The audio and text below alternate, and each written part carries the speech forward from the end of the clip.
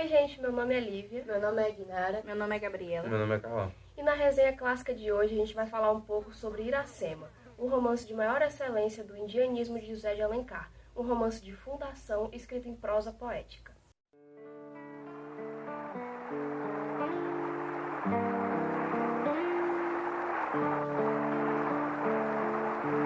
Num lugar distante,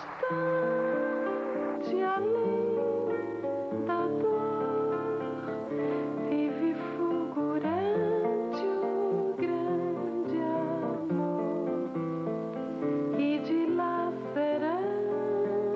quando vem, traz a vida e amor de humano e o bem. Chega como a luz na escuridão, como quem diz nada. Verdes mares, braves de minha terra natal, onde canta a jandaia nas frontes da carnaúba.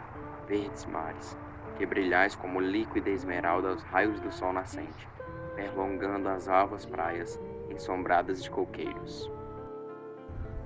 O favo de Jati não era doce como o seu sorriso, nem a bonilha recendia no bosque como o seu hálito perfumado. Além, muito além daquela serra que ainda azula no horizonte, nasceu Iracema. Iracema, a virgem dos lábios de mel, que tinha os cabelos mais negros que a asa da graúna e mais longos que seu talho de palmeira. A Virgem, sempre alerta, volveu para o cristão adormecido e revelou o resto da noite ao seu lado as emoções recentes, que agitaram sua alma, a abriram ainda mais a doce afeição, que iam filtrando nela os olhos do estrangeiro.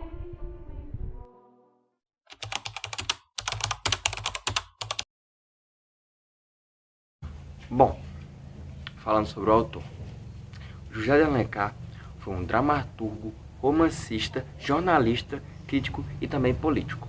O nome dele, na verdade, era José Martiano de Alencar. Nasceu em Meixeira, no Ceará, no dia 1º de maio de 1829.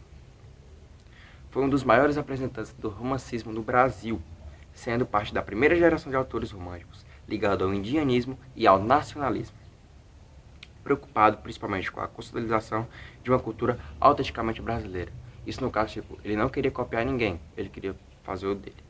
Também produziu obras para o teatro e exaltados textos políticos, nos quais criticava a figura do imperador e versava sobre a política externa, diplomacia e uma controversa apologia do trabalho escravo. Esse era José de Alencar.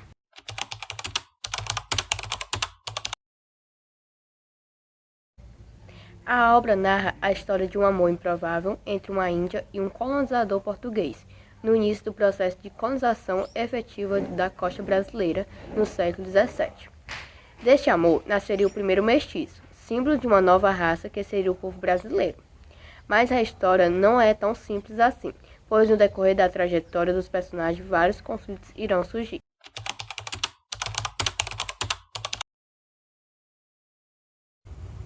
Escrito em terceira pessoa, o narrador é onisciente.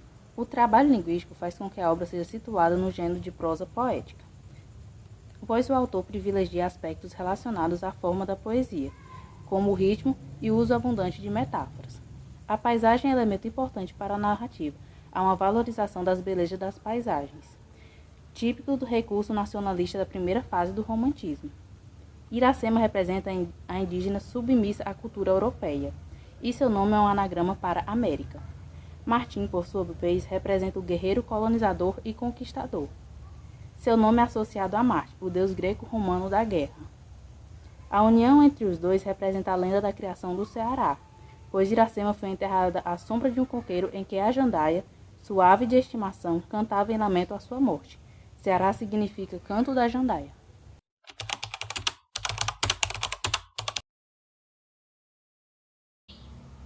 Escrito nos anos finais da primeira geração do romantismo brasileiro, Iracema é uma obra inspirada por forte nacionalismo, pois o Brasil era uma nação recém-independente de Portugal. E esse era um fato que direcionava muitos artistas a quererem criar uma identidade própria. A narrativa de Iracema se passa ali no século XVII, no início ali entre 1603 e 1611, remontando aos anos da chegada dos portugueses ao continente sul-americano. Entretanto, trata-se de uma grande idealização da figura do índio, bem como do traumático processo colonial. A invasão portuguesa não despertou grandes paixões nos povos originários, pelos homens europeus, como retrata na narrativa. Pelo contrário, os portugueses trouxeram consigo doenças, guerras territoriais, escravidão, estupro de indígenas, além do grande genocídio das populações que habitavam aqui no território brasileiro.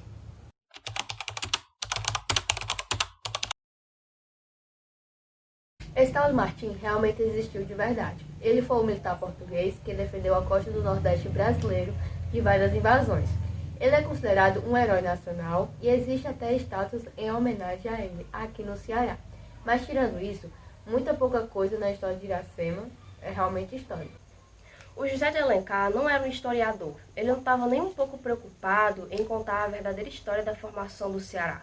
O que ele queria era inventar uma lenda, para que os cearenses e todos os brasileiros sentissem orgulho da nossa história.